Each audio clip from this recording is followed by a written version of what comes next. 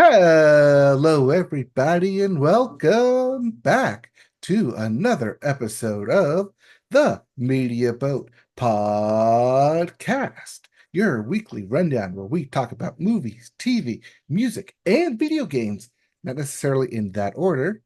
My name is Mike. With me, after a 2 week break of being away, is Matt. Hi, my name is Matt. That's not true. You were Okay, gone 2 weeks ago, and then I yes, was gone, and then now yes, we we're were not both together back. for past 2 weeks, but we're To here be now. fair. Yes, But not since yes, our 500th episode. not since. But thank you for joining us here at the Media Boat Podcast. Today is September the 9th, 2025. Happy Dreamcast Day, everybody. And this is episode 503. And yeah, we have all the stuff that he said, including some thoughts about some award shows, some news about video game sales, all sorts of Creative Arts Emmys, maybe even look into next week's Emmy predictions. We'll see. But in the meantime, let's get started. Yes, we'll get started at the top here with the music section. Start the music section with the Billboard. Start the Billboard with the Hot 100. And the hottest song in the land is still Golden by Huntrix. Yes. Various artists. At two is Ordinary by Alex Warren. Coming in at three, Tears by Sabrina Carpenter. At four, Manchild by Sabrina Carpenter. And rounding out your top five, Your Idol by Sasha Boys, aka the various artists. Hmm. Good to see Sabrina Carpenter getting that album bump because, as your Billboard 200, at number one is indeed My Dog, aka Man's Best Friend by Sabrina Carpenter. At two is K-pop Demon Hunters, the soundtrack by Media Boat favorite various artists. At three is the problem himself, Morgan Wallen. Coming in at four is Karma, the fourth album by Stray Kids. And rounding out your top five, You'll Be All Right, Oh, Kid by Alex Warren. cool. Uh, I talked about it last week, but Sabrina Carpenter, I assume you Yeah, listened to it. I was going to ask you about this before we move on to new releases. I didn't listen to your show last week, sorry. Oh my So gosh. I did not hear I haven't had time, man. It's been a whirlwind. But yeah, what were how'd you feel overall about Man's Best Friend? Uh, like I said last week when you listened to it, had some poppy bits, had some boppy bits. I felt like it was very much a pop record, and a lot of it seemed to run together. I liked the back half of the album more than I liked the front half of the album. But Hmm. then when I was done, I listened to Guts by Olivia Rodrigo, and I was like, oh, wait, I must be mistaken because this album is clearly better than Man's Best Friend. Fair enough. I think a better comparison would be last year's Short and Sweet.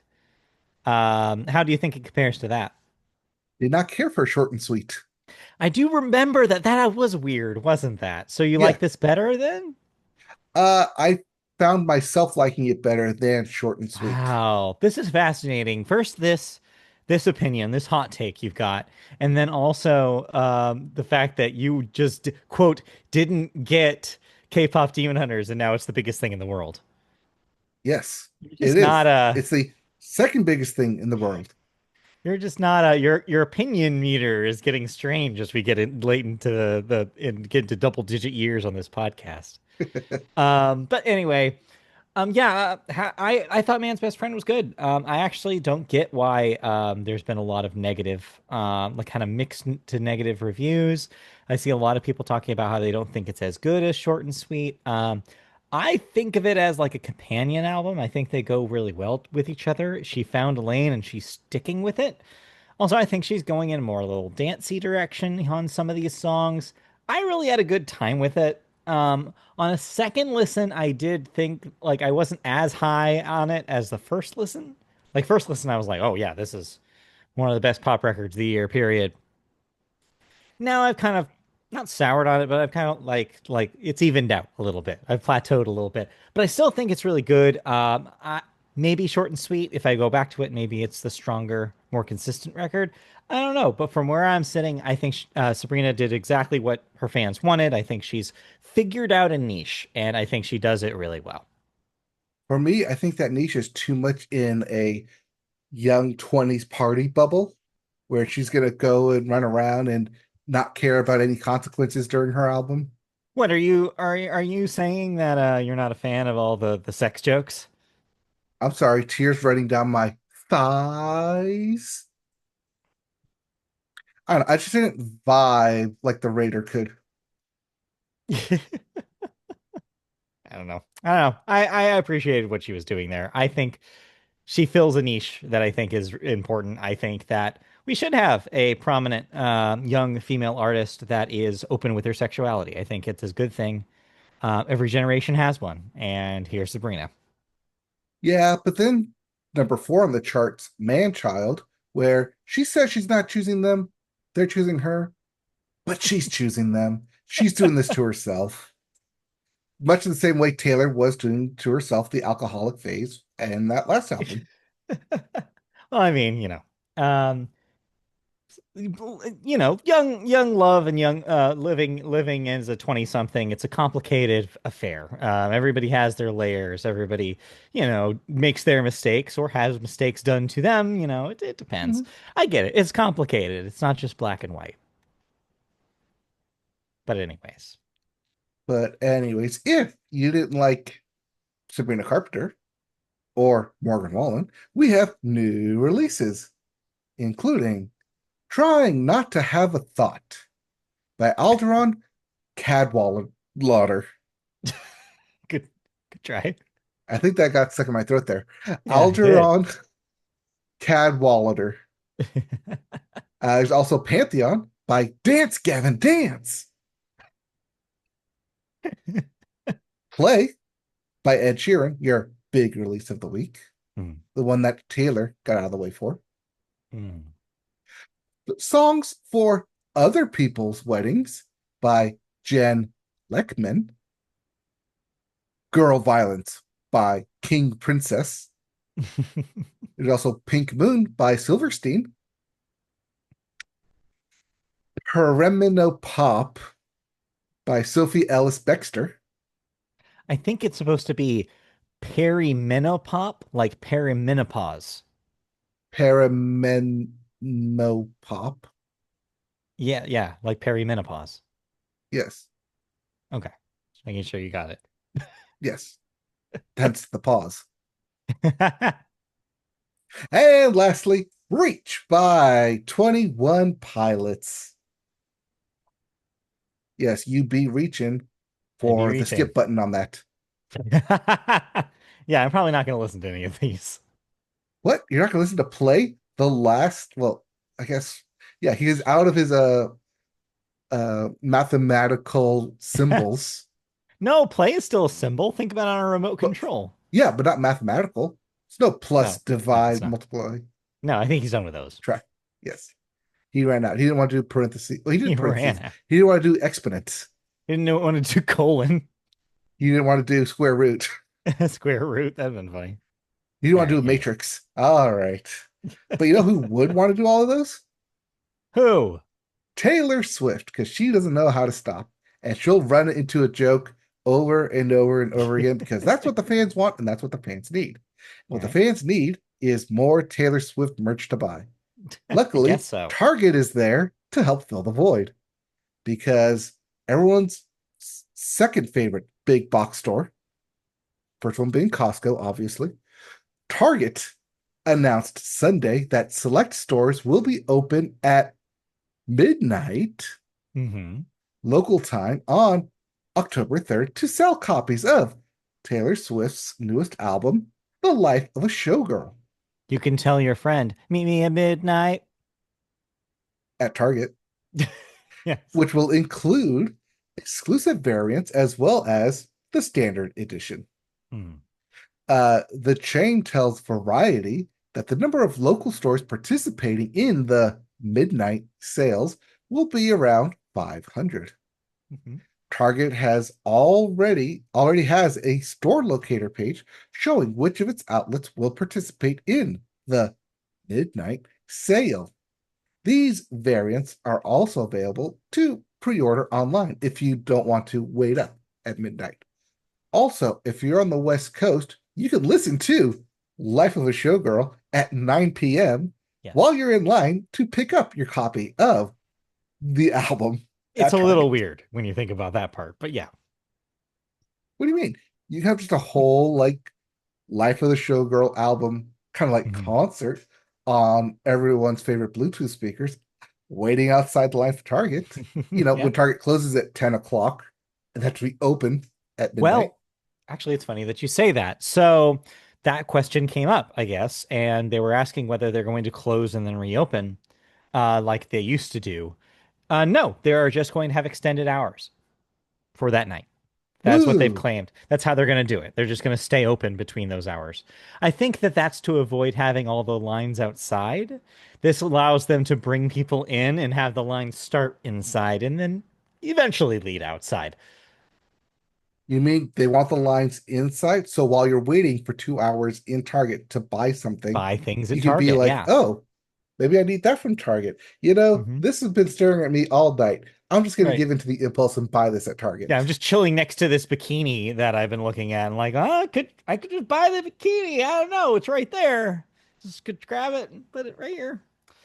Yeah, it's Well, smart on I mean, Targets. all the Target stores go through the makeup aisle on one side and the women's clothing on the other, Right. Yeah. right next to the cash registers. You can tell you've been at Target way too long to know that. We're Target connoisseurs. What can you say? So Actually, I yeah, might be going this to is Target tonight. well, there you go.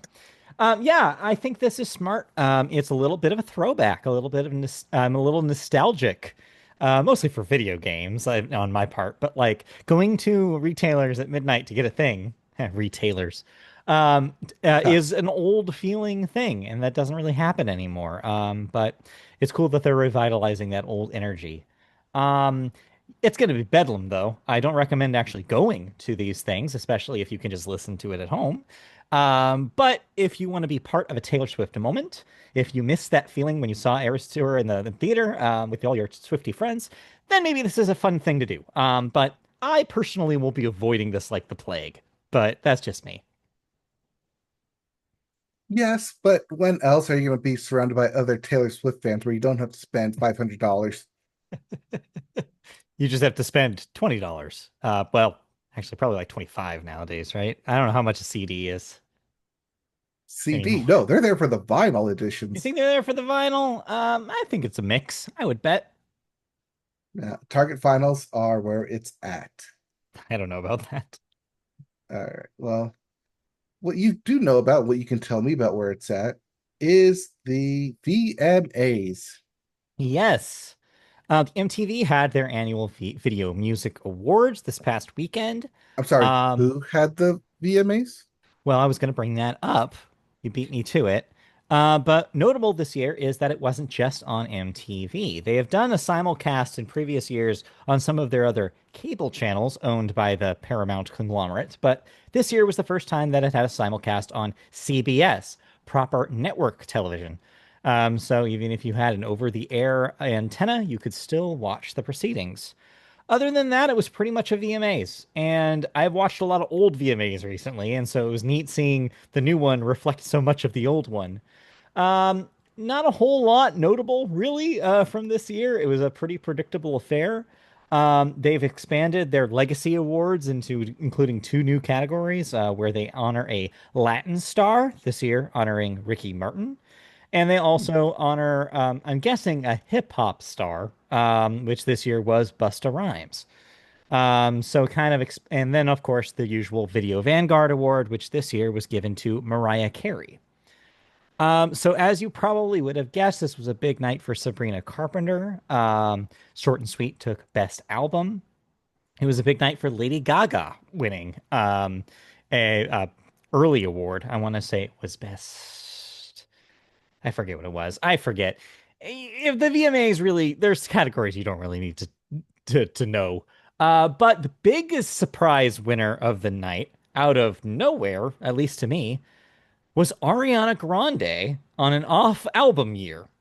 She'd only put out the extended version of um, Eternal Sunshine since this eligibility window, and yet she took Video of the Year and Best Pop. So she took the big prize at the end of the night.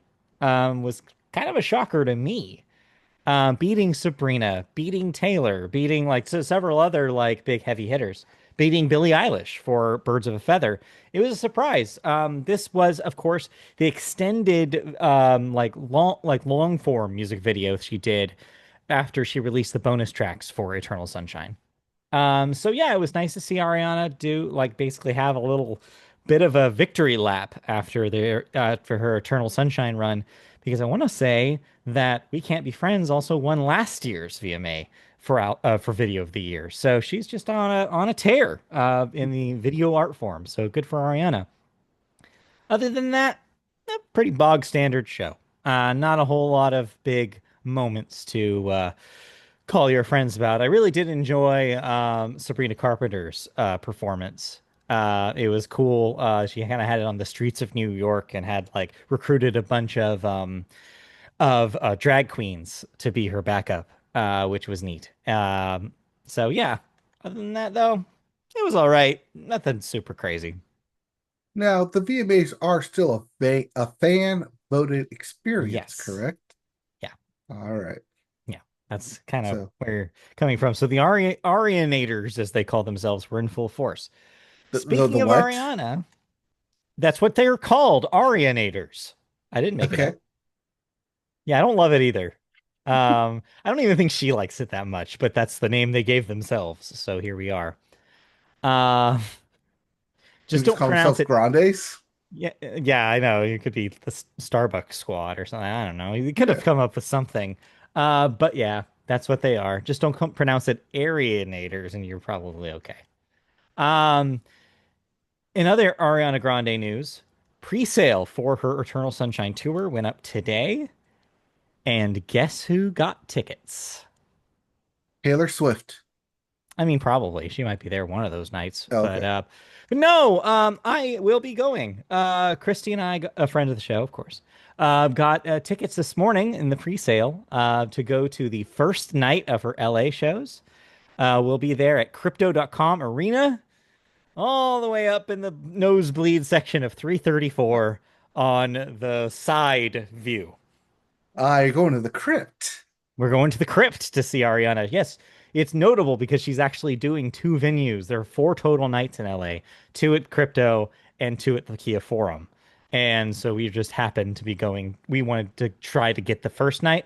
So we're there on the first night at Crypto. So But even though Forum has the better speakers, sounds up. that's what Christy was telling me. She was like, well, the crypto.com arena seems like it has the better seating and the forum has the better sound. And I'm like, well, I feel like I'd rather you be able to see her is what I had told her. So we'll just try for the first night. Also, it'll be cool to say that we were there the first night. Like, Yeah. so yeah, Also, it's that's, been a year since we went to the Forum for a yeah, concert. exactly. Yeah. So you know how the acoustics are in there. Hmm. Yeah, I was pretty Yeah. impressed, All right. honestly. But yeah, So it tickets are wasn't on too bad sale. either. Yeah. Yeah. So there you go. Ariana Grande. I'll report back in over a year when that happens. I think it's June, I want to say. I don't remember exactly when those tickets Okay. are for, but sometime next year. So which Anyways, is what stranger? You buying tickets for Ariana Grande tickets in a year from now in June, or me buying Odyssey tickets for Christopher Nolan's film in June of next year? that's weirder, is what I will Okay. say. That's weirder. Movie tickets should not be that bought that far in advance. All right. Oh, but concerts, Anyways, it's fine. Oh, concerts, it's fine. Yeah, that's normal. That's normal yeah. It's behavior. normal behavior. All right, All let's move right. on. Let's continue our normal behavior into video games, where we start with new releases, including Little Witch in the Woods for the PC, Lego Voyagers for everything. Wide release. You got it. You can play it. That is that cute co-op Lego game with the realistic looking logos. Oh, like logos, Legos. So that one sounds pretty cool. There's also Roman Sands build wide release. You got it. You can play it. But we got two huge releases this week. It's time to head back to, well, no longer in Pandora, and head back to the world of Borderlands 4 for the PC, PS5, and Xbox Series X. Yep, it's that time. No word on the Switch release, but No, we they actually do hinted have that word it on the was Switch coming. release. We do actually know a Switch 2 release. Switch 2 release date is October 3rd. Yes. Life of a Showgirl Day. Yes. So you So can just a month play while delay. you're waiting at Target, you can play your Switch 2 version of Borderlands 4 if you want. Yes, all two of you out there in the world could be doing that. Yeah, with the Venn diagram of Borderlands fans and Swifties is probably just me, I guess. I don't know. I don't know who else is encompassed in that. Also, I won't be buying the Switch 2 version of Borderlands. Are you kidding? That's it. You They gotta got buy a the Borderlands 4 4090 in on the here. Switch. Actually, yeah, that's actually a question for you. I am still not sure if I'm going to buy Borderlands. I don't know. I feel like 3 really burned me. I don't know if I'm ready yet. I feel like I'm going to one, wait for the reviews, and two, wait for see if it gets discounted because I've got my sights set on the new Digimon Time Strangers game coming Okay, out got it. at the end of October. Or sorry, Hmm. in October. Yeah. Actually, the same weekend, October 4th. So I'll probably focus more on that because in the meantime, I'm playing a different game, which I'll talk about in a hot second here. Okay. Well, let's move on then so you And can get to that. let's not move on because one last new release, Right. lace up those skates and find out what a blue line penalty is because NHL 26 is here for the PS5 and the Xbox Series X. Yep. Now we can move on All right. to our video game story. And hey, it's the game no one can shut up about because it's too damn hard, or too damn easy, or too damn hard. It's Silksong, Hollow Knight Silksong. Yes. Team Cherry's much anticipated Metroidvania sequel to Hollow Knight, called Hollow Knight: Silksong, has caused technical issues across virtually all major storefronts when it released last Thursday, with many players left unable to access the game or even the page store for it. Yeah. Shortly after Silksong, the most wish-listed title on Steam, went live, users reported being unable to access its game page on Steam or purchase the title on Xbox, PlayStation, Switch, any device. Just completely bricked upon the supposed launch time. Players had more luck purchasing the game remotely via PlayStation and Xbox websites or their apps instead of through their consoles. But otherwise, it was one final frustrating wait for players who've waited 6 years for the sequel release. Yep. On Nintendo Switch systems, Nintendo was even forced to take the eShop store offline for maintenance, as it eventually was able to be purchased. Yeah, this was a little It was bit of funny to watch, surprise. actually, because Yeah. people were clamoring, waiting to get this game. They're like, "Oh, day one, I'm buying it. Like, I've already got a pre-order and wish listed. Like, it's going to be day one purchase." Especially since they announced the release date less than a month ago, and they announced the price less than a week ago. And when everyone saw that it was $20, it was like, "Okay, done, sold, buying." Yeah, I think it's Eventually, definitely yeah, it's definitely a combination of things. It's a combination of just how much this game has exploded in popularity, how many people were looking forward to it. And then, like you said, also, they priced it right. They priced it at an affordable price that was impulse buy, and everybody wanted it at the same time.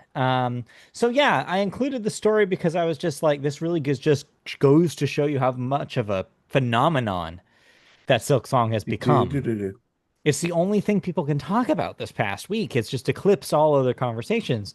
You mentioned the stuff about the difficulty, so it does look like that they today have said that they will be patching in difficulty options, I think, for people who are having a harder time with some of the combat and platforming. Yeah, I've never played a Hollow Knight 1.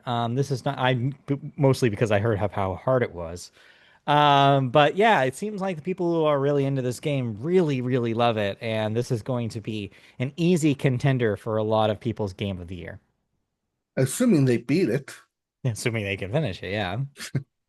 But yeah, but one thing that like Hollow Knight when it came out, there's because it's a Metroidvania style game, lots of secrets to explore, lots of places to unlock. Hmm. Same thing here with Silksong, but with the difficulty ramped up, which gives both yay, it's harder, but also Right. it's Oh no, it's harder. harder. Right. Yeah. Uh, So yeah. yeah. One thing you don't have here, and I probably should have talked about last week, was that when they announced the price point and the date, that a lot of games that were supposed to be released last week when Silksong was coming out pushed their dates out by a couple of Yes. weeks and months because they wanted to get out of the way of Hollow Knight Silksong. And I think at the time, I know a lot of people, me included, were like, this seems a little bit of a dramatic reaction. But now seeing this, maybe they were right.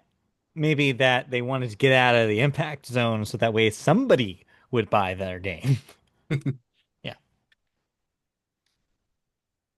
But yeah, I mean, you just said it. You don't have any intention of purchasing this right now. No, I don't know if I'm going to try it. Maybe someday. It is on Game Pass for people who are not boycotting Microsoft at the moment.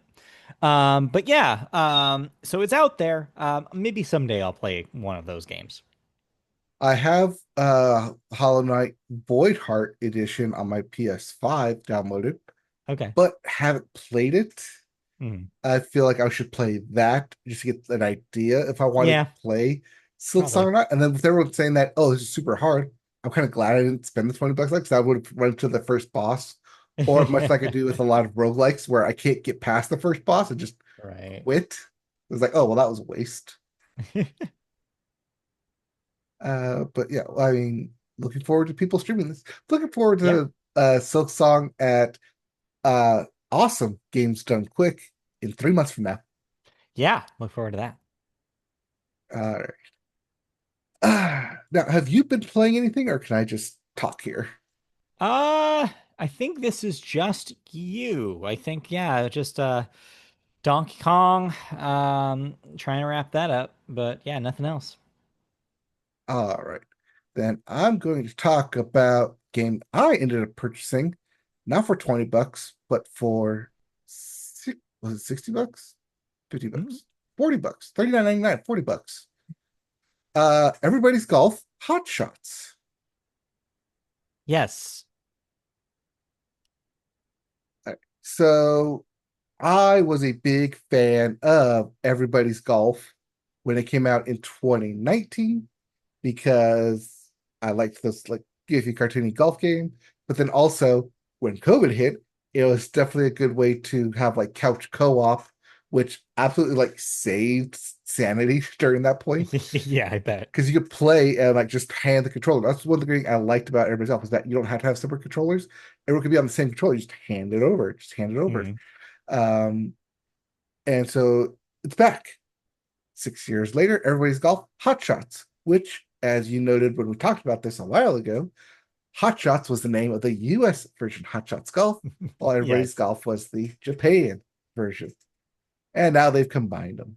And it's exactly the same as you expected from Everybody's Golf. Continues with getting you just a couple players and playing through the stories to help unlock more people.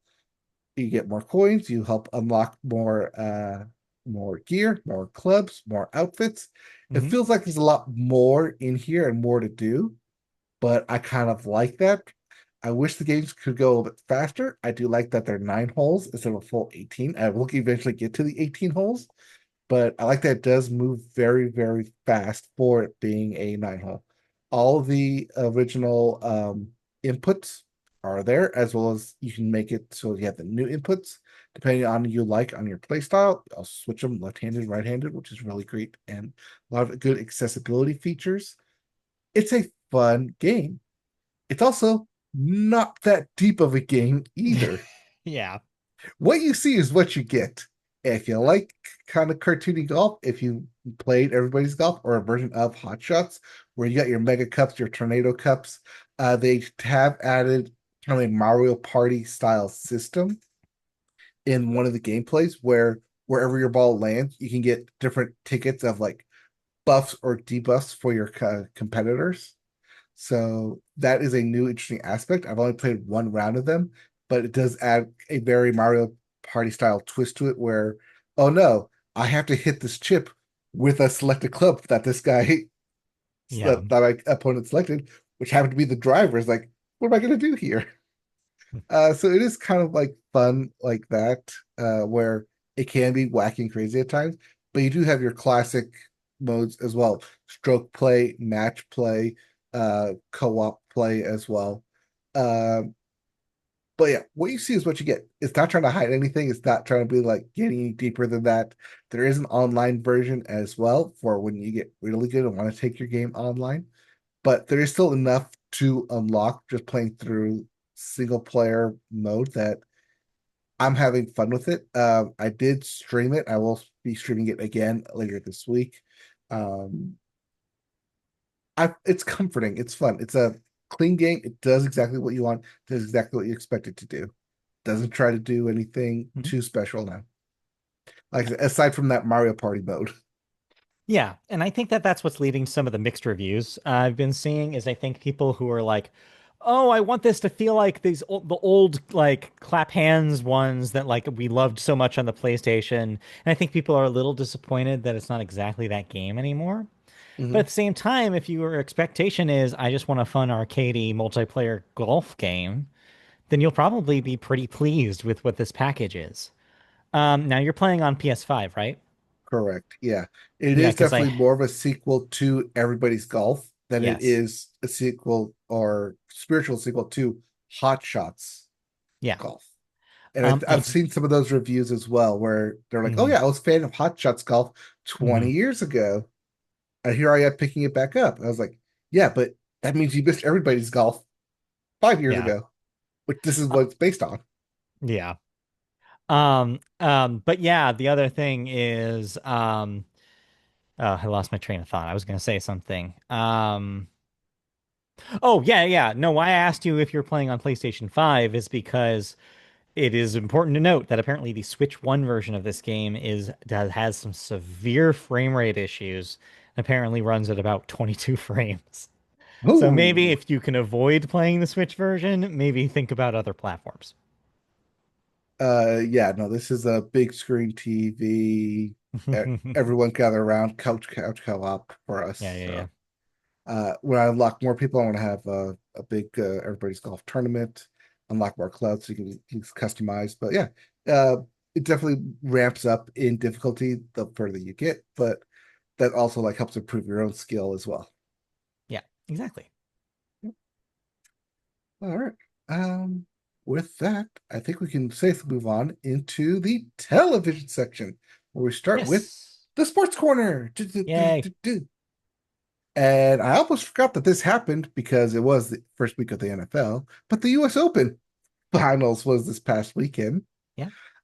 where we had another uh Alcaraz versus Sinner final match, where Carlos Alcaraz ended up beating Sinner to not only claim the US Open title, but claim the world's number one ranked title as well, which does mean he will only hold it for the next 6 months until Sinner beats him and then gets voted back. But hey, at least he gets to claim he was number one at some point.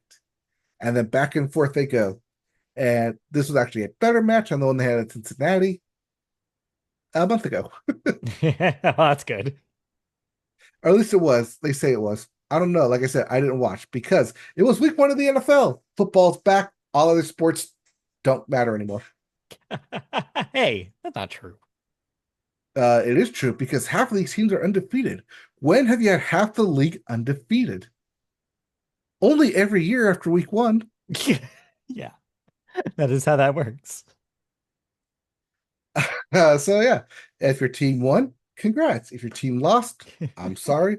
If your team is the Baltimore Ravens, I am very sorry. Yeah, that was the one everybody was talking about. Of course it was, because how dare you give the ball back to Josh Allen? How dare you don't get a first down to run out the clock? Been doing it all night. Just keep feeding Derrick Henry. Why'd you take the breaks off in the third quarter? I don't know. Who can say? Uh, Harbaugh. Anyways, yeah, NFL's back. Fantasy teams are running. I'm in an all kicker league, so that's fun. Yeah, that's one.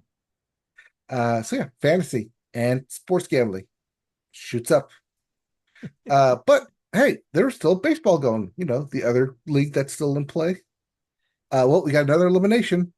Pour one out for the White Sox because it took them 2 weeks after the Rockies to officially be eliminated from playoff contention. Yes, yes, it did. Still, no one has clinched an official playoff berth, and we're 3.5 weeks away from October baseball. Yeah, it is going to be an extremely tight race, and I don't know how it's going to shake out in some of these divisions, but we'll I mean, see. some of them have kind of almost guaranteed spots, Some of but them are a runaway. You have Milwaukee, for instance, which is definitely going to be a playoff team. You have the Dodgers that are just going to eke it out, I think. I don't think the Padres had the run that I think people expected them to have after the yeah, but trade they're still the deadline. wild card. I think the Mariners also haven't had that push that they needed to beat the Astros yet. Yeah, it's going to be a lot of big question marks going in. It's going to be, yeah, I feel like in the last 5 years that or so that I've been really paying close attention, this is probably the closest, most question mark feeling I've had going into October. Yeah, by next week we should see some clinching. If we Mm. don't, that's just how close it is. hmm I'm just happy that we are we have a feeling that where it's not just going to be a repeat of last year. The Dodgers might make it, but they're not the Dodgers that they were last year. We just have to face that. I think we're going to see two different teams in the World Series this year, which I'm As very a excited fan to of the see. Angels, I can accept the Dodgers not being as Yes, good as they were last year. me as well. It is good to see. I would rather give some spotlight to teams that I think that have really earned it this year, and I'm definitely talking about the Brewers. So yeah, we'll Uh, see. and yes, not just because friend of the show, Christy, No, is a fan. but also because they put together a crazy team that Yeah, has been winning like nuts and like has 14-game win shocked. streak. Yeah, they shocked everybody, and so I'd love to see them get rewarded for it. All right. Speaking of rewards, NBA is still in its offseason, but they did induct the Hall of Fame class of 2025, including players Carmelo Anthony, Dwight Howard, Mhm. Sue Bird, Sylvia Fowles, and Maya Moore. That's right, WNBA gets inducted into the Hall of Fame class as well. Yeah, that's cool. Also, full teams, including the 2008 men's basketball team. Sorry, men's Olympic basketball team, aka the Redeem team. This does mean that Kobe Bryant is again posthumously inducted into the Hall of Fame class, but also that we now have two active players currently in the NBA, Mhm. Chris Paul and LeBron James, who are both part of that 2008 men's basketball team, are still active players in the league and active participants because of this distinction in the Hall of Fame. So once again, LeBron does something no other player, only like one other player's done before, which I think was a Christian Leitner because he was a part of the original Dream Team and then played when they got inducted. Was still Yeah, an active player when they got inducted. right. Uh, but also inducted Coach Billy Donovan, referee Danny Crawford, and owner of the Heat, Mickey Arison, who, when he got inducted, did make fun of LeBron's championship promise because he did bring him two championships, but not three, but not four.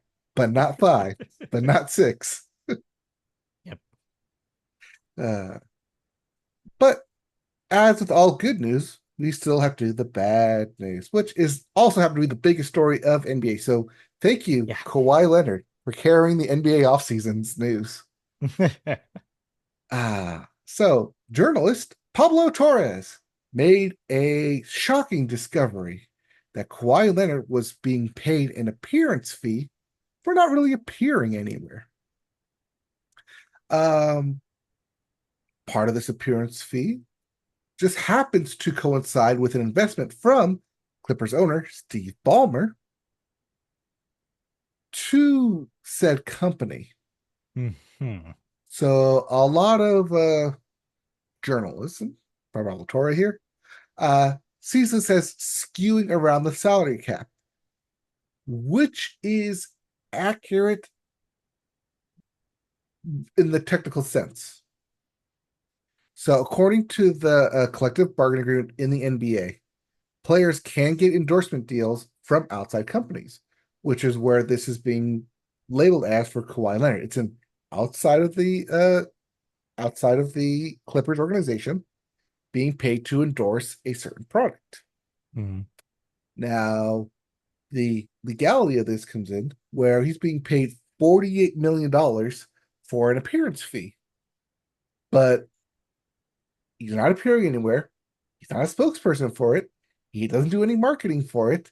And it's a no show fee for $48 million.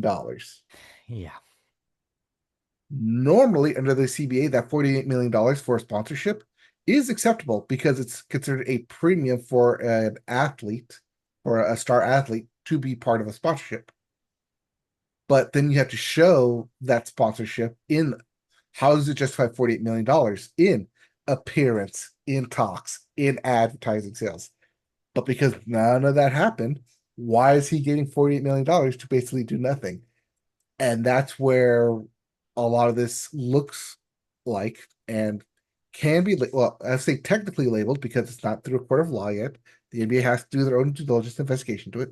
That Steve Ballmer is skirting around the NBA salary cap of how much he can pay Kawhi Leonard through NBA salary by paying him an extra 48 million through this extra company. And it opens up to all types of like collective bargaining agreements. And what does this mean for Kawhi Leonard? Is this why he chose the Clippers over Toronto, sticking with Toronto? Uh, should the Clippers lose picks because of it? Should they be banned from playoffs? All types of keyboard speculation going on right now. Uh, but yeah, big story in sports currently for the NBA, and would be dominating headlines if it wasn't for football being back. It's true. But yeah, I hadn't even heard of it. That just goes to show how out of the loop I am on NBA stuff. But yeah, wow, Well, that's it's also nuts. their off season, so Yeah, NBA exactly. off season stuff isn't really tracking right now. But because it deals with $48 million for a no show fee, you got eyes popping everywhere. They're like, wait, I I can get paid 48 million for not showing up. What? Right. Yeah. Well, anyways, that does it for sports. Yep, yep, yep, yep. Yeah, cool. Well, that's it for sports. That means we can move on into television news. And like I said earlier, it's almost time. Television's favorite 2 week span is here, which is Emmys time. And of course, the week before the Primetime Emmys proper, we always have the Creative Arts Emmys. And we have a roundup of your winners from that. First up, Netflix's Love on the Spectrum and Queer Eye both took home Emmys for Outstanding Unstructured and Structured Reality Program. HBO's Pee Wee as Himself won Outstanding Documentary, and Peacock's Alan Cumming was named Best Host for his work on The Traitors. Barack Obama earned another award, earning an Emmy for narrating Our Oceans, while the SNL 50 special picked up multiple Emmys for production design, sound mixing, makeup, writing, and more. Jeopardy! Media Boat favorite, won for Outstanding Game Show, as it should. while Jimmy Kimmel triumphed for hosting Who Wants to Be a Millionaire, the celebrity edition that he's currently running. The 77th Primetime Awards ceremony is scheduled for this coming Sunday, the 14th, with Nate Bargatze hosting the ceremony. The studio, a media boat favorite here, already has 9 wins going into the night, followed by The Penguin with 8 and SNL, the 50th anniversary special, with 7. The Bob Hope Humanitarian Award will be presented to the married couple of actors Ted Danson and Mary Steenburgen in recognition of, quote, a lifetime of extraordinary philanthropy, activism, not Activision, and unwavering commitment to global good, end quote. This marks the first time the award will be presented to a couple. So yeah, this is what we know going in to the Primetime Awards proper. As for those, how are we feeling about those big categories? Do you think the studio, with this early momentum, will have enough to steamroll the competition? So the studio in the comedy category has to go against The Bear, last year's winner, Hacks, and Only Murders in the Yep, Building. yep.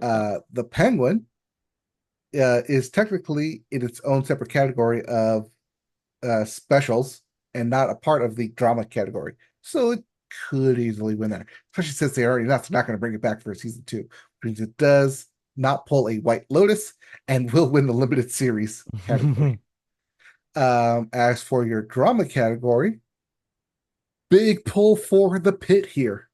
I'm big rooting for the Pit. I want the Pit to win. I want the Pit to sweep. I just want just give everything to the Pit. I think you and then show me might be season right. 2 trailer. Come on. I know you got the teaser out there, but give me a full proper trailer for it. Yeah, maybe during the Emmy ads. I wouldn't be surprised. It's going to come in January. We know that already. They already ran one promo, but I need more Pit. It's so good. You love the Pit. I love that Pit. Anything can happen. We'll find out more when the Emmys take place on Sunday night, and we'll talk about all about it next week on the show. Yep, next week will be a very long cast because we will talk about all the winners. But first, though, we have to make a long story short. Okay, so we talked about the Emmys, and we have to make our picks. Oh, wait, no, not that long story? No. We because we're moving into thoughts now because we don't have time to do a bunch of predictions. That's why I just asked you about the big categories. Now, instead, we're going to make a long story short by talking about Long Story Short, which is one of a couple shows we're actually going to talk about today. It's a little animated corner here on the Media Boat Podcast Television Thoughts, as we have 2 very different animated shows. But like I said, Long Story Short is the first one we're going to speak to. This is a Netflix show that is created by BoJack Horseman creator Raphael Bob Waxberg. It is very much in the lineage of that show, in which it is a comedy that is highly referential and specific, but also is very much a dramatic story about humanity and the things that we deal with as adults. Similar to the way that BoJack was a combination of those 2 things. Of course, this time there are no animals. Just throw out the fantasy elements completely. This is taking place in the real world, although one accentuated by dream sequences and what have you. And also throw out linear storytelling because this show jumps around its timeline a lot. It takes place over decades of time. And it's a neat trick that I think it, at least so far, only 3 episodes in myself, really pulls off. And it makes you kind of really see these characters as living and breathing 3-dimensional characters because you get to see them at different points in their life. So you're a little further than I am. You finished this. Is that correct? Yes, I was going to talk about this last week when I finished it, but I knew you had I want to talk about this with you here. And unfortunately, you did not finish it. So no, I can't talk about it. But how everything. So going back to BoJack Horseman, I didn't care for BoJack Horseman. No, I was going to mention that you were never a BoJack did not care person. for that. Right. So coming to this, and you told me this about I should watch this at the last time we were together, I think. Actually, no, at the way back. On your solo shot that you started watching. I was like, okay, I'll give it a shot. Netflix isn't promoting this thing. It's not anywhere. It's not even like on the top 10. It's like, but I'll give it a shot. I didn't really care for BoJack, but I'll give this a shot. I was kind of thrown for a loop there for the first couple episodes, but then I got hooked and Hmm. I love the Hmm. shit out of this thing. And I started going back through it again because there's stuff at the beginning that I clearly wasn't paying attention to that pays off at the end. The time switching is very Christopher Nolan, which it goes front and back and sideways and outways. And everyone's got their own unique story. And it's like, it gives you like a little nugget here, and you think it's going to go one way. But then a couple episodes later, they bring that nugget back and be like, oh, it goes this way. Hmm. And the episodes are purposely out of order. Apparently, I was reading an article where the original order for production got changed when it got sent to Netflix. And even then, after it got sent to Netflix, it got changed again by the creator saying, oh, I want it this way now. Yeah. So, but the fact that all the time is out of order kind of plays into it as well. If you liked This Is Us and the way it played with time, you're gonna like Long Story Short because it also plays with Hmm. time and what you think is happening isn't really what's happening. Yeah. By the time I got to the end, even though this is about a Jewish family and Jewish Hmm. traditions, the core essence of what they're talking about doesn't necessarily apply to a Jewish household. It can apply to any household. I felt it. I'm sure you felt it. Any place where, growing up, especially in this day and age, where you feel like you had trauma and unresolved trauma from your childhood, not just within yourself, but within your family, within your Hmm. dynamics. Just the fact Yeah. about like not even like showing up. It's not about the big events and like, oh, I want to be there for the big events. It's about being there for the small events, being there for everyone through day in, day out. Just even checking in through Hmm. everyone day in and day out and how they're doing and how they progress. Because the person who you think they are from a kid or from like 10 years ago isn't necessarily the person that they are today. And you kind of lose that connection. And that's ultimately what this show's kind of talk to you about is keeping those connections that people live long lifespans. You need to keep those connections. Otherwise, you're going to be jumping in at very random times in people's lives and not getting that full story. Hmm. Yeah, so it's an interesting balancing act that they're able to pull off here. And yeah, and I think that you're right. I think that the specificity of the storytelling, like if we've known anything about how like the best movies, the best music, the best television shows, they all have something in common, which is they're hyper specific but somehow feel universal. And that's the thing. And so it's really frustrating in the last, handful of years how there's this been movement amongst certain people being like, well, if I don't get it in like 3 seconds and it doesn't like, if it's not speaking to me, then it's not for me and I'm just going to ignore it. It's like, no, that's not fair. You have to like wade into other people's stories because you will eventually see how it reflects upon you and your humanity. There's things that unite all of us. And yeah, to your point, family trauma, dealing with families, it's something the vast majority of us deal with on a daily basis. We all have these familial relationships, and sometimes they're great, sometimes they're not so great. And wading through that, it's one of the reasons why I think season 2 of The Bear resonated so well with people, is Mhm. because it really dug into that family dynamic and dug into that drama and the trauma that created those characters and made those characters tick. And I think that this explores some of that as well.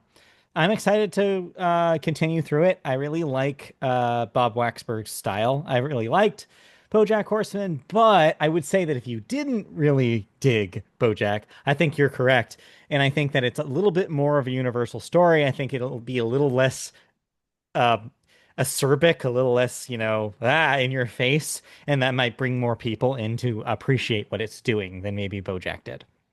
Yep. Also, Abby Jacobson, Yes. fantastic in this.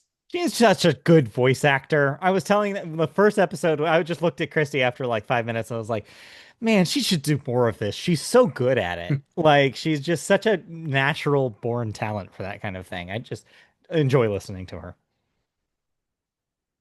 But But anyway, yeah, I'm waiting for you to finish it because yeah, I'm yeah, feeling it will be on your top five by the end. yes, absolutely. Another thing that might show up there that I've also not finished quite yet.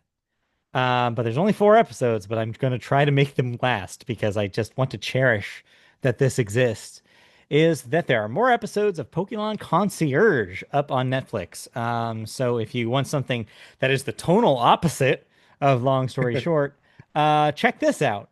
So obviously we talked about the original 4 episodes, how much we really appreciated having a different angle towards stories about Pokemon, ones that involve adults, weirdly enough. And yeah, the second half delivers more on that premise.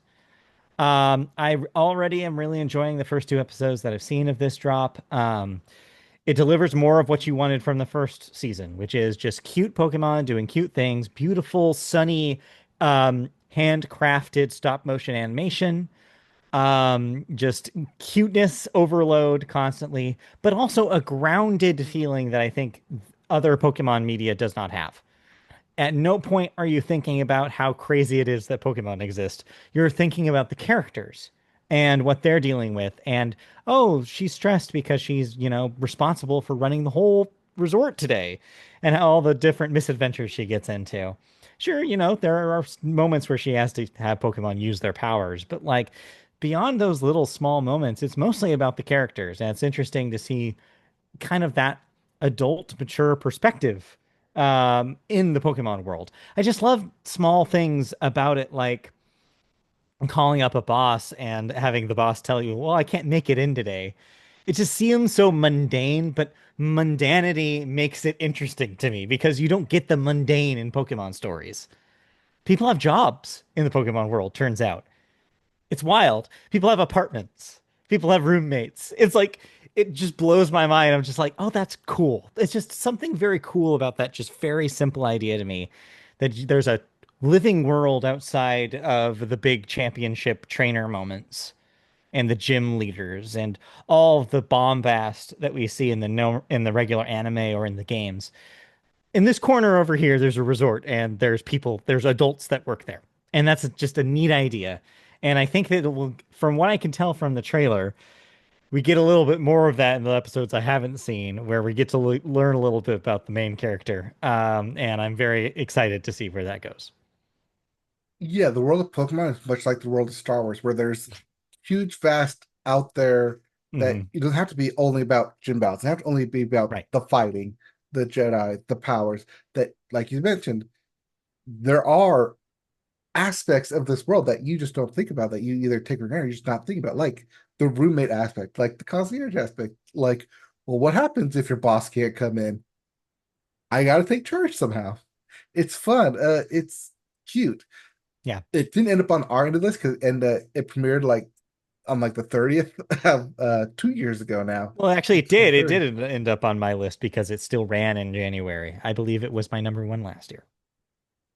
Well, no, we thought we didn't count it because it was like a Uh, like a 31st list. I don't We'll know. check. I may not have gotten that memo. We'll check. But yeah, it's actually it is only 4 episodes, so it is quick. Cherish it. But they did announce a season two, so Yes. we'll get more There'll be more. eventually. Yes. All right. Yeah. But that's it for television. You have down here that Only Murders in the Building premiered this week. We have not watched it yet. We might talk about that next time. So, Well, that's or because at they least the dropped on pilot. Tuesday, so it's Yeah. out today as of this recording. Yeah. We'll get there when we get there. Yes, But in the my Hulu meantime, was very adamant that it automatically started playing it. Like, you need to watch this now. I was like, yeah. no, I'm not ready yet. Yes. But until then, we'll put a pause on the video games and we'll move on.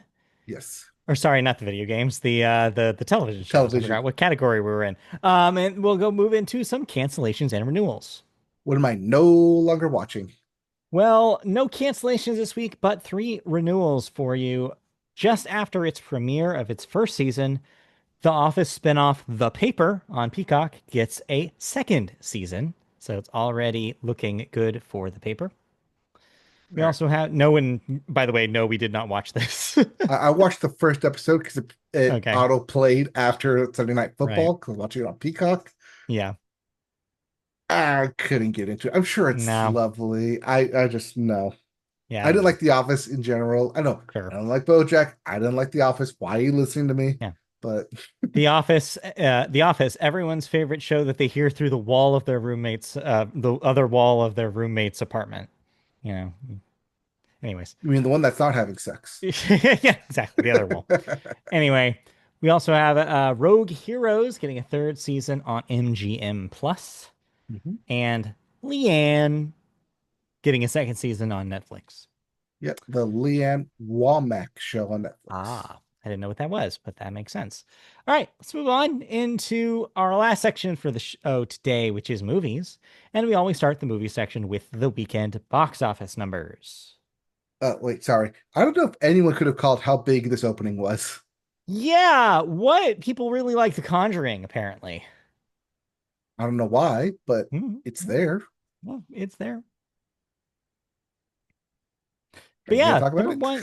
Yeah, sorry, I assumed you were gonna say it because you were talking about it. But yes, your number one movie this week was The Conjuring: Last Rites, which made $84 million in its first week. Which, yeah, like you said, big surprise. Coming off a couple of really slow weeks. Number two is the special film release of Hamilton that made $10 million in its weekend this week. Yep. Technically not a debut because obviously if you saw it on Disney Plus, you already have seen it. But seeing it in a theater, I don't know, that's appealing to some people, I suppose. Number three is Weapons, still here, $5.2 million. That's at 142 million. That is a hit, folks. Number four, Freakier Friday, still also here, believe it or not, $3.8 million this week. That's at 87. And number five, rounding out your top five, is Caught Stealing, $3.2 million this week. That's at 12.8 million. Disappointing everyone. But not as disappointing as your number 16 premiere this week, way down there. Twinless, which only made $506,000. I'm sorry, A24. Yeah, sorry. Sorry about that one. That one didn't hit. So we have some cleanup to do. We have a bet that we have not cleaned up 2 weeks after ago. 2 weeks ago. We both lost because this was the week that the sing-along version of K-pop Demon Hunters blew both of the premieres out. Yes, And its also, shadow dropped and yeah, like yeah, just came in and won the weekend. but so yeah, technically neither of us get a point. However, if we were going to pick a winner, it would still be me because it was definitely not you because you bet on the very wrong horse of assuming people cared about Niza too. Because Yes. apparently, no, we don't. No, no, we don't. I told you that nobody knew Yeah, what it was. Still, nobody but us know what that is. yeah, but animated sequel. I Threw it know. out there. Threw a Hail Mary shot. Whatever. But it's okay because you have another shot because we have another bet to make. This week, we have, oh boy, a lot of different movies to choose from. But there can Yes. only be number one. No, the Highlander is not coming out this week. Oh, yeah, that's fair. So this week we have The Long Walk. Yes, Walking. based off the Stephen King novel Mm-hmm. about walking. Yep, walking. We have another Downton Abbey film. This one, The Grand Finale. We have a sequel 30 years in the making with Spinal Tap 2, The End Continues. And then another one that we are never really clear on whether to get hyped behind or not when it comes to box office numbers, which is an anime movie, which this time is Demon Slayer, Kimetsu no Yaiba, the movie Infinity Castle. That's the whole Yep. name. Um, so I guess if you're gonna pick something to be number one this week, what are you gonna do? Uh, I believe none of these are going to hit $40 million. So re-roll with The Conjuring. I think you're right. I will also go with The Conjuring. So that means we have to pick a number. Let's start clean by you setting it at. Do you want to set it at 40? Well, 50% drop from 40 from an $84 Yeah. million dollars is 42 billion. Okay. Well, So then let's pick your round it up to poison. an even 45. Well, Okay. yeah, let's go 45 because I don't think any of these are going to do 45 this weekend. Okay. Then are you going over or under then? I will go over. Okay. I am perfectly comfortable with going under. I think that even that 50% is going to be generous for a turnover of a movie like this. So I don't know. I'm going to go below and I feel pretty good about it. All right. All right. So while you update that, we'll scroll down here and we'll talk about some movie news that hit this week. We have a little bit of bits about Warner Brothers, everybody's favorite studio to be confused about what's happening with in the year 2025. Yes. Are we supposed to be excited about this news or not? Because David Zaslav is still technically the head of Warner Brothers Studios. Yeah, it's a mess. He's created an absolute mess, one that I've never really that there's not much precedent for, at least not since the early days of movie studios. But this week, Warner Brothers did make box office history with 7 consecutive movies opening above $40 million. This includes a Minecraft movie, Sinners, Final Destination Bloodlines, F1, Superman, and Weapons. Of course, those And range. now with Conjuring, that makes Yes. 7. Yes, so that's yes, total with Conjuring now. But yeah, that range is all over the place. Of course, your biggest winners were the Minecraft movie with 162 in its premiere, and Superman with 125, going all the way down to Weapons, which made $43 million in its debut. But still surprising a lot of people. So yeah, congratulations, I guess, for figuring out which movies worked among a sea of ones that didn't in other studios. Yeah, it's a Um, good mixture between your comic book movies, your standard IP, as well as originals like yeah. Sinners and Weapons. It is cool to see something like Sinners and Weapons be in this list for sure.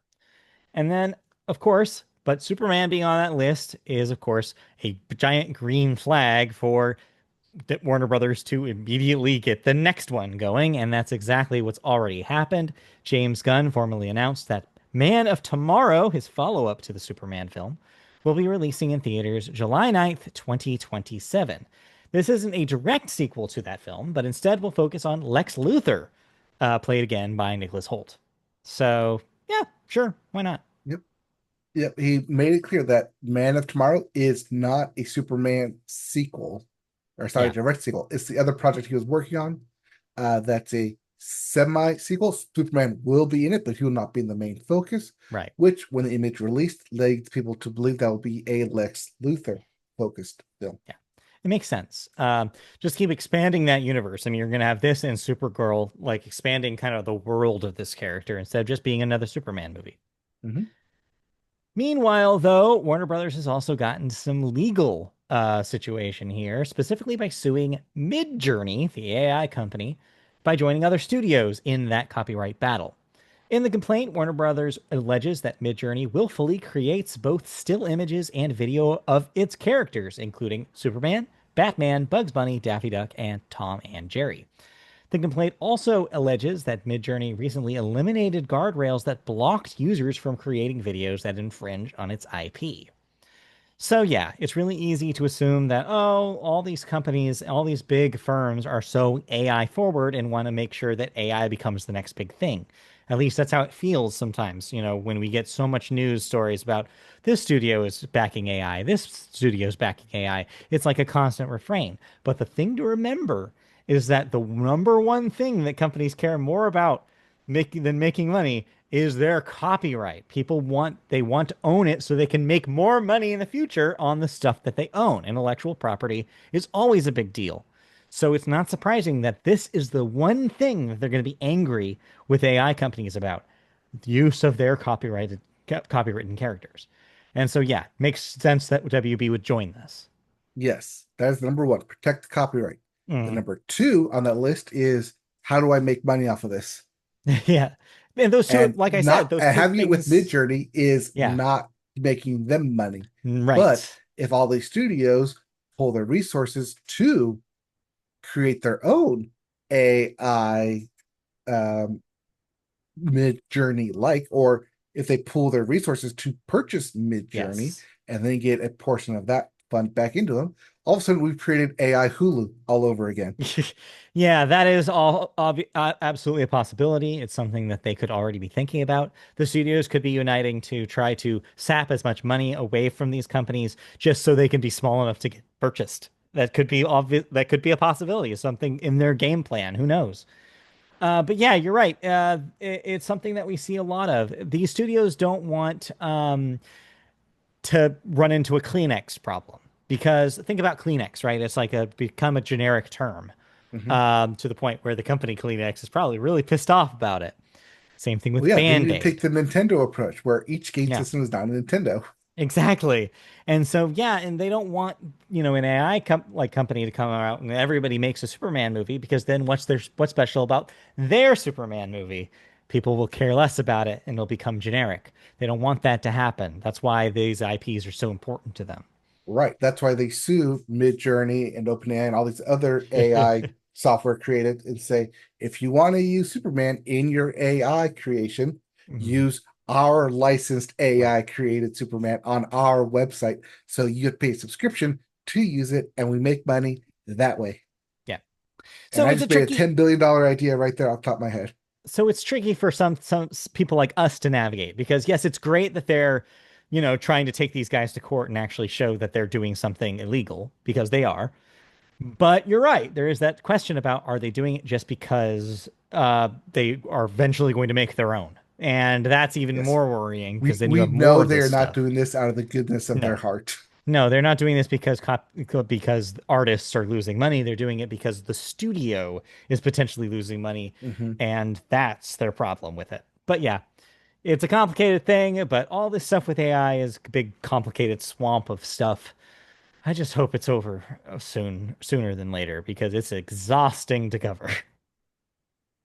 But I mean, yeah. according to the big beautiful bill, there's Ugh. no AI law to be put on the books for 10 years. Nope, we're stuck here. We're stuck here for a while as long as that's the case. So, yeah. Anyway, uh Anyways, that's we don't have it to be stuck for within this episode because we're done. no. Yeah, that's it for movie news. We didn't watch any movies this week, I don't think. Nope. No? Talked about the Thursday Murders Club last week. Cool. So that means we can safely finish up the movie section and finish up the Media Boat podcast for today. Hey, look at that. We were just 10 minutes off of your estimate. So What do you close. know? Thank you for watching this edition of the Media Boat podcast. If you want to find us in video form, you can do so on our YouTube channel. Just search YouTube for Media Boat Podcast. You'll find our page. Like, subscribe, and hit the bell for notifications when new videos go live. You can also find us in audio form and podcast services just by searching Media Boat Podcast. That can be anywhere between iHeartRadio and Spotify and Apple Podcasts and anywhere where you listen to your podcasts. You can also find us on the internet on MediaBoatPodcast.com, but also on social media platforms like Blue Sky, where we're MediaBoat Podcasts at or .bsky.social. I want to say that's our thing. Just search MediaBoat and you'll find us. And last but certainly not least, if you want to ask us questions, give us feedback, anything on your mind, and you want us to read that little piece of your mind on the podcast, you can do so by emailing us at mediaboatpodcast@gmail.com. Send us an email and we will respond. We will do it. Unless you're trying to sell us on some sort of weird AI stuff, we're not going to listen to you. All right, that'll be it. We'll be back next week for another episode. We'll talk all about our Emmys recap next week, as well as I don't know, anything else that comes up. So stay tuned. Yep. More news, more thoughts, Emmys, only murders in the building, Hmm. and more of us. All Okay, right, bye. look forward to it. Bye.